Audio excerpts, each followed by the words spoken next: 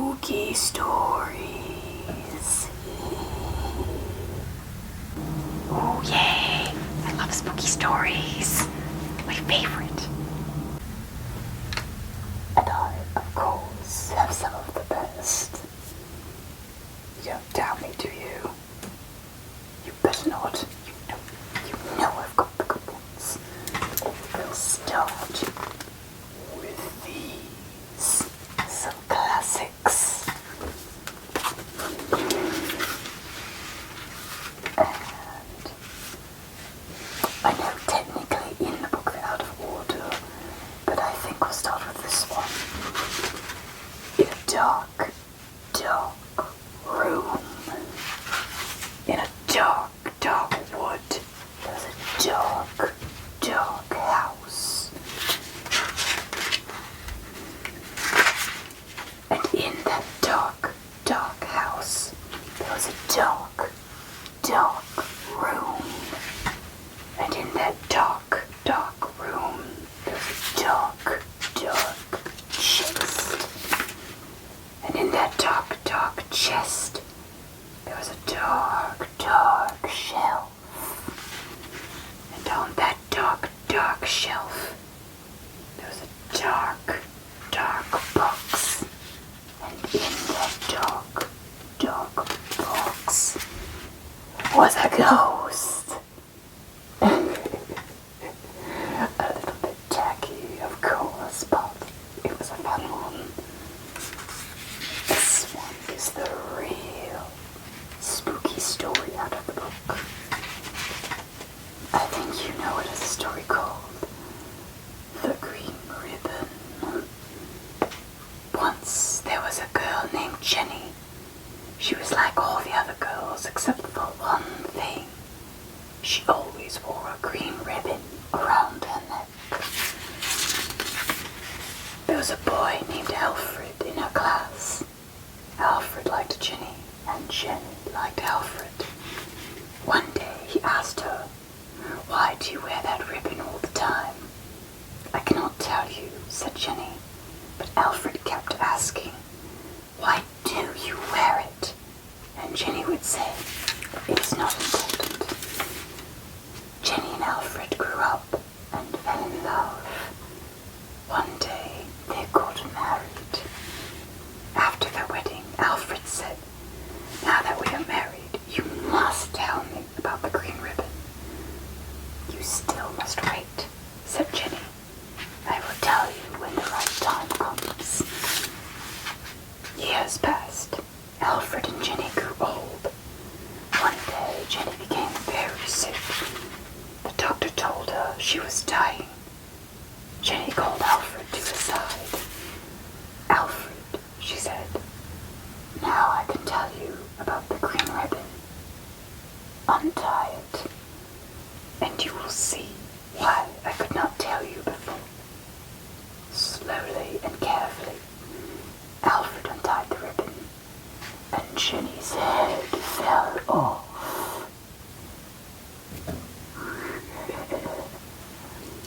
A very dark and spooky, awful, gruesome ending for a children's tale, don't you think? I know that one's stuck with many of us, including myself, for years. But a classic nonetheless. Oh. Those are actually really, those are kind of spooky if I count. I don't know, man. Oh, my turn. I've got some really good ones. You'll love them. Here, let me scooch my lamp to the side. Oh, you want to tell some? Well, I suppose so. They're probably not as good as mine, but I suppose you deserve a shot anyway, don't you? They're classics, of course. I know we all love them, right? All right. We'll start. Oh, hey, can I get the flashlight? Oh, thank you. This first story is called "May I Carry Your Basket?" Sam Lewis spent the evening playing chess at his friend's house. It was about midnight when they finished their game. he started home. Outside it was icy cold and quiet as the grave. As he came around a turn in the road, he was surprised to see a woman walking ahead of him. She was carrying a basket covered with a white cloth. When he caught up to her, he looked to see who it was, but she was so bundled up against the cold it was hard to see her face. "Good evening," says Sam. "What brings you out so late?" But she didn't answer. Then he said, "May I carry your basket?" She handed it to him. From under the cloth, a small voice said, "That's very nice of you," and was followed by wild laughter. Sam was so startled that he dropped the basket, and out rolled the woman's head. He looked at the head, and he stared at the woman. "It's her head," he cried, and he started to run, and the woman and her head began to chase him. Soon the head caught up to him. It bounded into the air and sunk its teeth into his left leg. Sam screamed with pain and ran faster. But the woman and her head stayed right behind him. Soon the head leaped into the air again and bit into his other leg. Then they were gone. Spooky. Oh, come now, Nemo, really? That wasn't scary at all. Barely even spooky, really. Not spooky enough, really. Alright, I got another one that's really good. Alright, this next story is called The Thing. Ted Martin and Sam Miller were good friends. They spent a lot of time together. On this particular night, they were sitting on a fence near the post office, talking about one thing and another. There was a field of turnips across the road. Suddenly, they saw something crawl out of the field and stand up. It looked like a man, but in the dark it was hard to tell for sure. Then it was gone. But soon it appeared again. It walked halfway across the road. Then it turned around and went back to the field. Then it came out a third time and started toward them. By now, Ted and Sam were scared, and they started running. But when they finally stopped, they decided they were being foolish. They weren't sure what had scared them, so they decided to go back and get a better look. Pretty soon they saw it, for it was coming to meet them. It was wearing black pants, a white shirt, and black suspenders. Sam said, "I'm going to try to touch it. Then we'll know if it's real." He walked up to it and peered into its face. It had bright, penetrating eyes sunk deep into its head. It looked like a skeleton.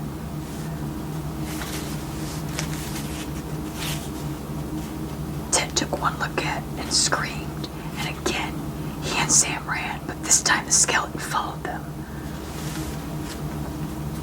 When they got to Ted's house, they stood in the doorway and watched it.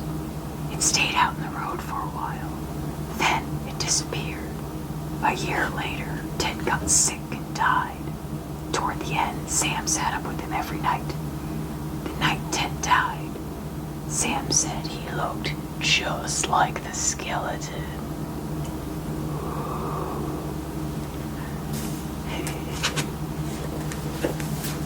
Alright. This next one is called Such Things Happen. When Bill Nelson's cow stopped giving milk, he called the veterinarian. "There's nothing wrong with that cow," the vet said. "She's just stubborn. That or some witch got a hold of her." Bill and the vet both laughed. "That old hag, Hattie Fitch.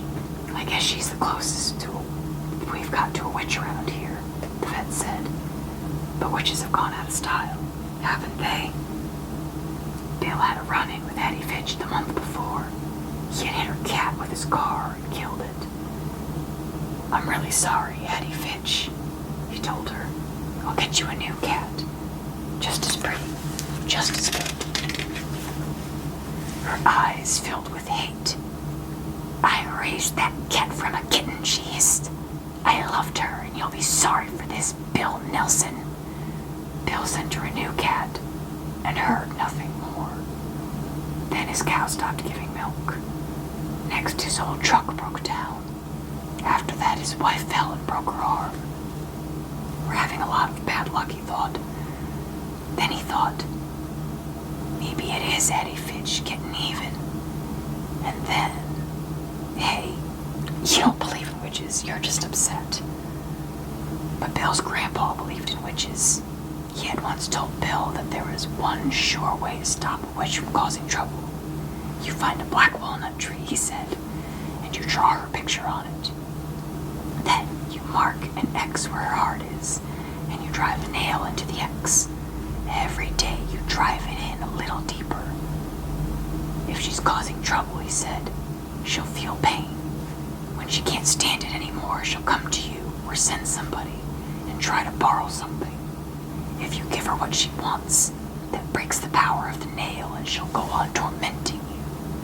But if you don't, she'll have to stop, or the pain will kill her. That's what his nice, gentle, old grandpa believed. It's pure craziness, Bill thought. Of course, his grandpa didn't have much schooling. Bill had been to college. He knew better. Then Bill's dog, Joe, a perfectly healthy dog, dropped dead. Just like that. It made Bill angry. Despite all his schooling, he thought, maybe it is Eddie Fitch after all. He got a red crayon from his son's room and a hammer and a nail and went into the woods. He found a black walnut tree and drew a picture of Eddie Fitch on it. He made an X where her heart was, like his grandpa had said to do. With the hammer, he drove the nail a little way into the X. Then he went home. I feel like a fool, he told his wife. You should, she said. The next day, a boy named Timmy Logan came by. Eddie Fitch isn't feeling well, he said. She wonders if she could borrow some sugar from you. Bill Nelson stared at Timmy in amazement. He took a deep breath. Tell her I'm sorry, but I don't have any sugar right now, he said. When Timmy Logan left, Bill went back to the walnut tree and drove the nail in another inch. The next day, the boy came back. Addie Fitch is pretty sick. She's wondering if you've got any sugar yet. Tell her I'm sorry, Bill Nelson said, but I still don't have any. Bill went out into the woods and drove the nail in another inch. The following day, the boy was back. Addie Fitch is getting sicker, he said. She really needs some sugar. Tell her I still don't have any, Bill answered. Bill's wife was angry. You've got to stop this, she said. If this mumbo-jumbo works, it's like a murder. I'll stop when she does, he said. Toward dusk, he stood in the yard, staring at the ridge where the old lady lived, wondering what was going on up there. Then, in the half-darkness, he saw Addie Fitch coming slowly down the hill toward him. With her pinched, bony face and her old black coat, she did look like a witch. As she got closer, Bill saw that she could barely walk. Maybe I'm really hurting her, he thought. He ran to get his hammer to pull the nail out, but before he could leave, Addie Fitch was in the yard, her face twisted with rage. First you killed my cat, then you wouldn't give me a bit of sugar when I needed it. She swore at him and fell dead at his feet. I'm not surprised that she dropped dead that way, the doctor said. She was very old, maybe 90. It was her heart, of course. Some people thought she was a witch, Bill said. I've heard that, the doctor said. Somebody I know thought Addie Fitch had witched him, Bill went on. He drew a picture of her on a tree and then drove a nail in it to make her stop. That's an old superstition, the doctor said. But people like us don't believe in that sort of thing, do we? Makes you think. Was she really a witch? Or was Bill a murderer? Or was it all coincidence? Well, at least that one was closer to actually being spooky. You're getting there. I've got one more. I think this is the best one of the lot, though. It's definitely a big favorite, and I think definitely the spookiest. This one is called Harold. When it got hot in the valley, Thomas and Alfred drove their cows up to a cool green pasture in the mountains to graze. Usually they stayed there with the cows for 2 months. Then they brought them down to the valley again. The work was easy enough, but oh, it was boring. All day, the two men tended their cows. At night, they went back to the tiny hut where they lived. They ate supper and worked in the garden and went to sleep. It was always the same. Then Thomas had an idea that changed everything. Let's make a doll the size of a man. It would be fun to make, and we could put it in the garden to scare away the birds. It should look like Harold, Alfred said. Harold was a farmer they both hated. They made the doll out of old sacks stuffed with straw. They gave it a pointy nose like Harold's and tiny eyes like his. Then they added dark hair and a twisted frown. Of course, they also gave it Harold's name. Each morning on their way to the pasture, they tied Harold to a pole in the garden to scare away the birds. Each night, they brought him inside so that he wouldn't get ruined if it rained. When they were feeling playful, they would talk to him. One of them might say, "How are the vegetables growing today, Harold?" Then the other, making believe he was Harold, would answer in a crazy voice, very slowly. They would both laugh, but not Harold. Whenever something went wrong, they took it out on Harold. They would curse at him, even kick him or punch him. Sometimes one of them would take the food they were eating, which they were both sick of, and smear it on the doll's face. "How do you like that stew, Harold?" he would ask. "Well, you better eat it, or else." And then the two men would howl with laughter. One night, after Thomas had wiped Harold's face with food, Harold grunted. Did you hear that?" Alfred asked. "It was Harold," Thomas said. "I was watching him when it happened. I can't believe it." "How could he grunt?" Alfred asked. "He's just a sack of straw. It's not possible." "Let's throw him in the fire," said Thomas, "and that'll be that." "Let's not do anything stupid," said Alfred. "We don't know what's going on. When we move the cows down, we'll leave him behind. For now, let's just keep an eye on him." So they left Harold sitting in the corner of the hut. They didn't talk to him or take him outside anymore. Now and then the doll grunted, but that was all. After a few days, they decided there was nothing to be afraid of. Maybe a mouse or some insects had gotten inside Harold and were making those sounds. So Thomas and Alfred went back to their old ways. Each morning they put Harold out in the garden, and each night they brought him back into the hut. When they felt playful, they joked with him. When they felt mean, they treated him as badly as ever. One night, Alfred noticed something that frightened him. "Harold is growing," he said. "I was thinking the same thing," Thomas said. "Maybe it's just our imagination," Alfred replied. "We have been up here on this mountain too long." The next morning, while they were eating, Harold stood up and walked out of the hut. He climbed up on the roof and trotted back and forth like a horse on its hind legs. All day and all night long he trotted like that. In the morning, Harold climbed down and stood in a far corner of the pasture. The men had no idea what he would do next. They were afraid. They decided to take the cows down in the valley that same day. When they left, Harold was nowhere in sight.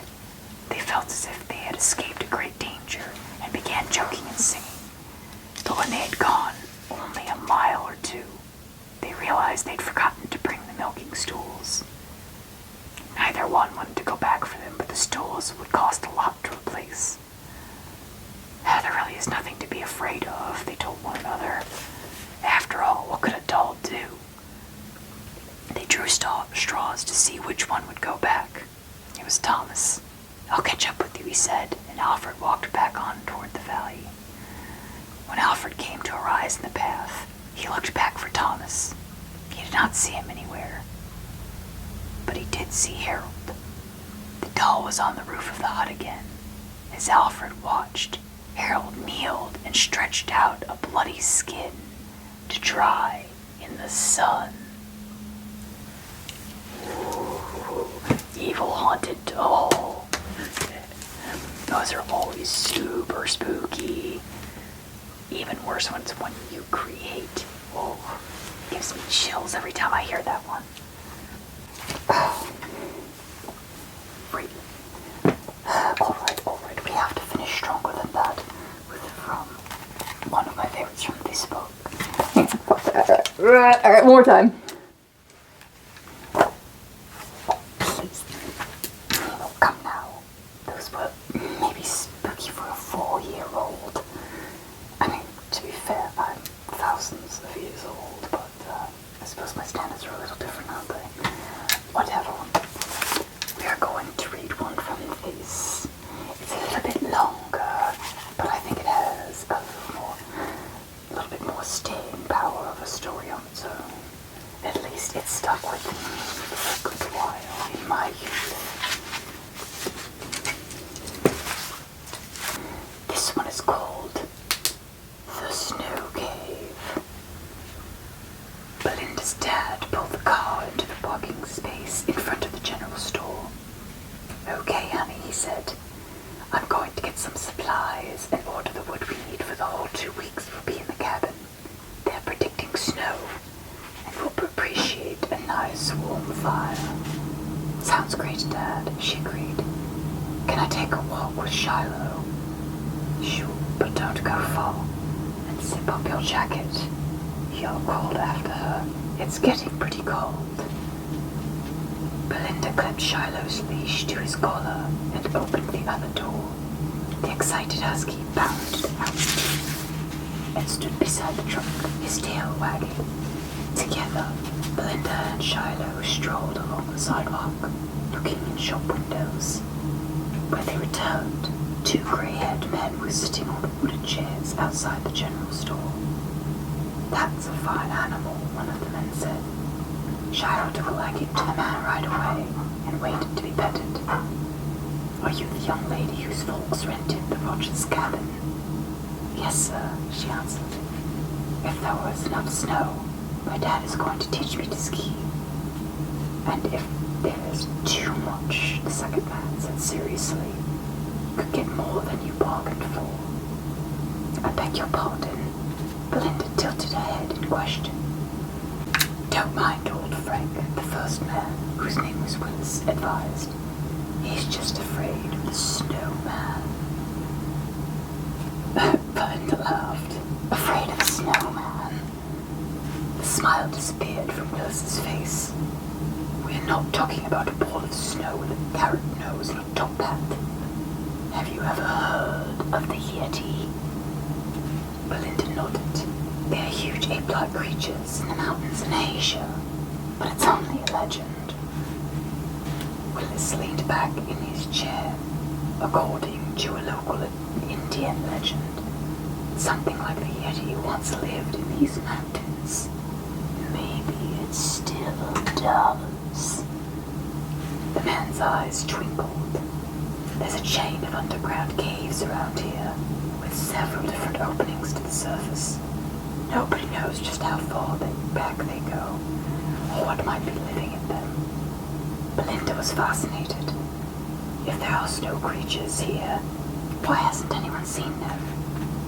Frank took a long drag on his pipe and let the smoke slowly curl from his lips.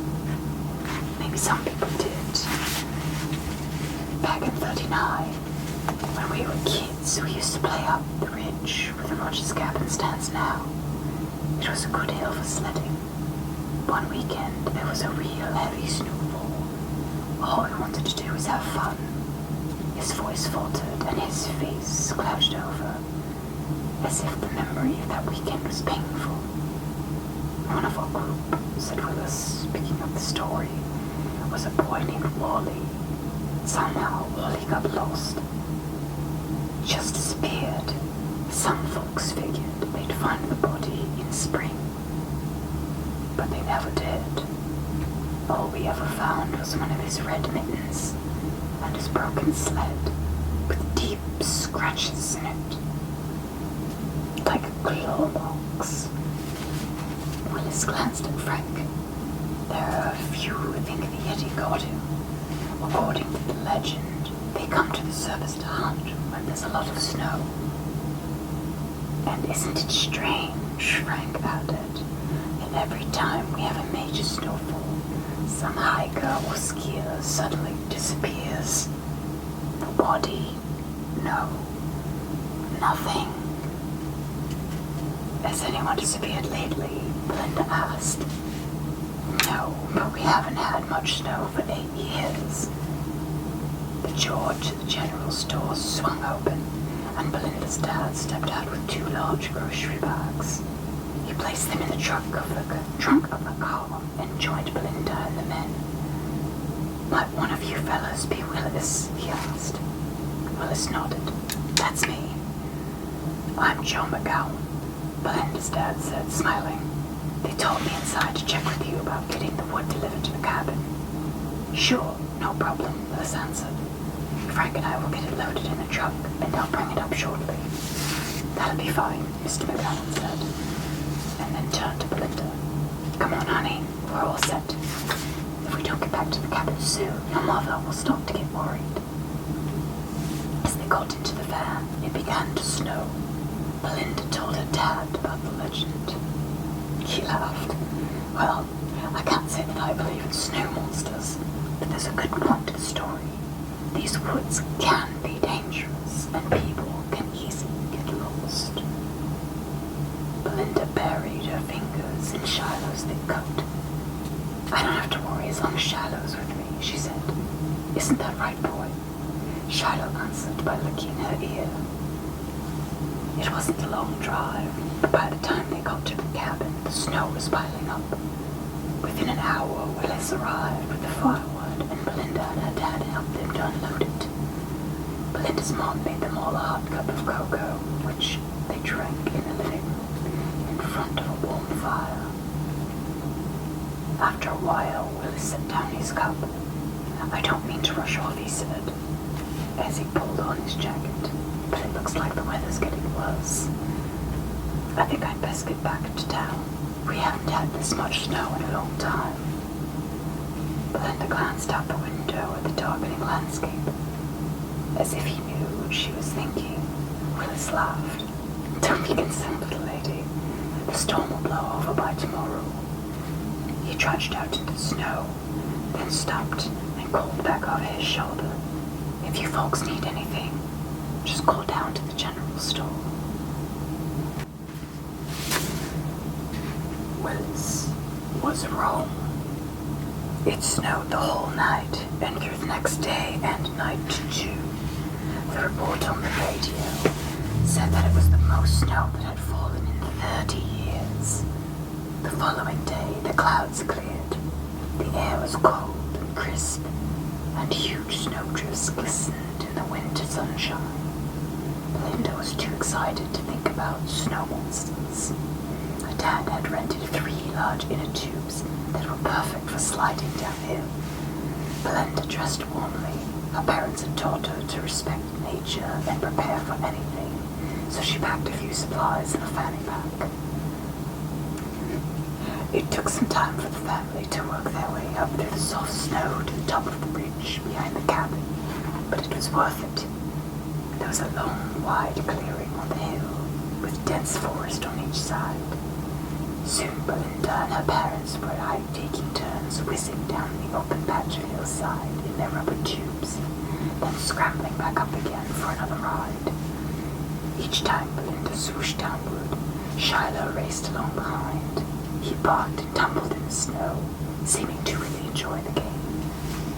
Whew, Belinda's mom exclaimed as they scrunched up the hill together. I think I've had enough. Oh, Mom, just one more ride, Belinda begged. Why don't we all race to the bottom of the hill? Okay, her dad said. Last one to the bottom is a rotten egg. He took off laughing. Belinda and her mom each belly flopped onto their tubes and raced after him. Belinda was a little behind when her tube hit a patch of icy snow and veered off to the right. She tried to correct it to the turn, but she was going too fast. The tube sped in among the trees and headed for a huge pine. Linda tumbled off the tube and rolled into a big drift of snow. Helpless, she slid downward, picking up speed toward a wide, flat rock that stuck up out of a drift. She curled in her legs and covered her head with her arms, expecting to crash. But instead of hitting the rock, she slid through a small opening beneath it. She slid further into the darkness and felt herself tumble over a ledge and fall about 5 feet straight down. Screaming into the nothingness, Belinda finally came to an abrupt stop on cold, hard ground. Then everything went black. At first, when she came to, Belinda thought that she had been dreaming, but as soon as she moved, she knew it was all real. Nothing seemed to be broken, but she was sore all over. If it hadn't been for her layers of padded winter clothing, she surely would have been seriously hurt by the fall. She reached under her jacket and was relieved to find that the fanny pack was still strapped to her waist. Fumbling a little in the inky blackness, she pulled out a small flashlight, clicked it on, and surveyed her surroundings. Wow, she said aloud to herself. What is this place? The beam of light revealed a large cave with several tunnels leading from it. She moved the light up and saw an opening above her and realized that she had fallen through it. Slowly, she stood up and rubbed her sore legs. The opening was just a little out of reach. She looked around to see if there was anything to stand on. The cave was empty. Hello, she called out. Hello, I'm down here. Can anybody hear me? There was no answer. How long had she been down here? She realized that her parents must be searching for her, but they probably had not even seen her careen off into the forest. How could they find her? There must be another way out, she muttered, remembering that Willis had said about the caves and how there were several openings to the surface. She tried not to think about the other things he had told her. Taking a deep breath, Belinda chose one of the tunnels and entered it. In some places, she had to duck way down and crawl. She had the feeling that she was heading further down. But where else could she go? She had to try it. Finally, the passage opened up into another wide cavern. Belinda shone the flashlight around and noted that there were other tunnels. Then, her foot kicked something. She turned the beam on it and screamed at the empty eye sockets staring blindly up at her. It was a human skull. In horror, Belinda moved the flashlight beam a little further and saw that the skull was attached to other bones that had once been the body of a child. And worst of all, the skeleton had a single red mitten on one hand. Why? She cried, not hearing the muffled footsteps slipping up behind her in the dark. Then, all at once, she felt a presence. Slowly, she turned and saw a horrible monster in the glare of her flashlight. It was a huge beast covered with stiff, white fur. It had enormous bloodshot eyes and a snarling mouth full of sharp, yellow fangs.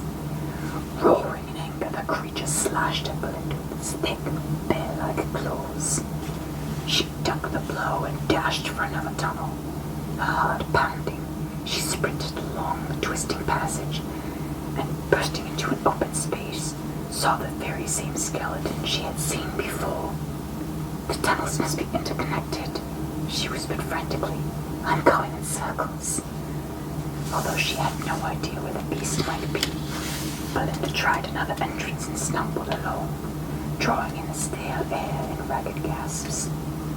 After what seemed like ages, she found herself once again in the same horrible chamber. Without hesitating, she dashed into another tunnel. This time, she seemed to be climbing, perhaps toward the surface. The thought gave her courage, and she ran faster. Then suddenly she stumbled. Grabbing an outcrop of rock, she managed to stop her fall. She shone her flashlight ahead and saw that she was actually at the rim of some sort of ledge. One side of the tunnel dropped away into a deep, wide crevasse. As she tried to see how far along the path the crevasse ran, her flashlight dimmed, slowly faded out. Belinda's heart sank. Now she was completely enveloped in darkness. The hair stood up on the back of her neck, and she heard the echoing sound of a low snarl. Where was it coming from? How close was it? She set her jaw in determination. She was not just going to sit around and wait for the snow monster to find her. Instead, she dropped to her knees and carefully felt her way along the path. I will get out, she said to herself. To keep her spirits up, she thought of Shiloh. For a moment, she smiled as she remembered his excited bark. It seemed that she could actually hear it. Wait a minute, Belinda said out loud as she straightened up. I do hear it. She strained her ears. Shiloh. Now she could hear voices too. Human voices. Belinda, her dad called. Dad, I'm over here, she cried. Slowly the tunnel brightened. A moment later, her father and another man turned a corner, with Shiloh leading them. Dad! Belinda jumped to her feet and ran toward them. But with a blood-curdling snarl, the snow monster leaped from a side tunnel, inches away from her. It raised its claws, then suddenly cried out in agony. Shiloh had raced ahead and sunk his teeth into the beast's leg. The hideous monster twisted clumsily to strike the dog, but Shiloh held on as the savage snow creature toppled and fell, howling into the crevasse. Shiloh, let go, Belinda screamed, as she threw herself forward and grabbed Shiloh to stop him from falling with the monster. Belinda's dad reached down and scooped her up in his arms. It's okay, baby, he said comfortingly.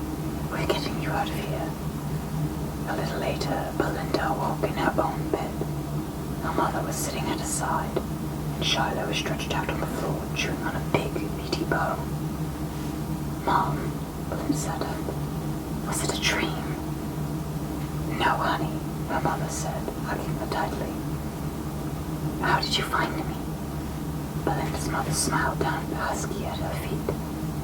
Shiloh led us to the spot where you had disappeared. It was too small for us to get through, so we had to get help. Once we were able to widen the opening, Shiloh led the rescue party to you. Many townspeople came to help. There was a knock at the door, and Willis poked his head inside. I came to see if you were all right, he said gently. I'm fine now, Belinda said. Is the monster dead? We can only hope so, Willis answered. He stood near the window, watching the first flakes of a new snowstorm. Shiloh lifted his head and turned his gaze to the window, too. Then he drew back his lips slightly to show his front fangs. The low growl rumbled in his throat. It's okay, boy, Belinda soothed. But then, of course, Belinda couldn't pick up the scent of the creature that stood at the edge of the woods, staring toward the cabin with enormous, bloodshot eyes. Spooky, spooky. That one has stuck with me for a good while. I will admit that when I was quite young, cold nights and bad snowstorms left me a little orange. I do hope you all enjoyed your little sleepover with us. I think that now, though, that it is time for bed. Good night. Sleep tight. Don't let the